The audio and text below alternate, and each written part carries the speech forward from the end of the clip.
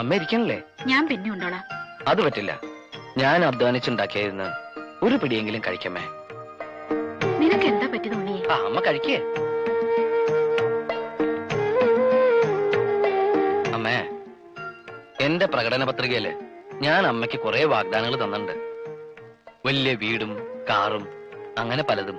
എന്താ എല്ലാം ശരിയായോ? ഇല്ലമ്മേ, അതൊന്നും എന്നെ കൊണ്ട് സാധിക്കില്ല. എനിക്കൊന്നും വേണ്ട ഉണ്ണിയെ. നിന്നെ ഈ കടക്കാരിട്ട് ഓടിക്കണത് കാണാണ്ടിരുന്നാ മതി. ഇനി ആരെ കൊണ്ട് ഒരു ശല്യം ഉണ്ടാവില്ല.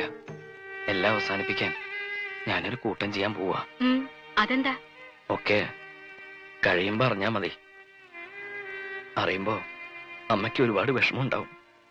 എന്നെ ശപിക്കരുത്. അച്ഛന്റെ ദേഷ്യമൊക്കെ മാറുമ്പോ അച്ഛനോട് അമ്മ പറയണം, ഈ ഉണ്ണി പാവമായിരുന്നു. അറിഞ്ഞോണ്ട് ഒരു തെറ്റും ചെയ്തിട്ടില്ല.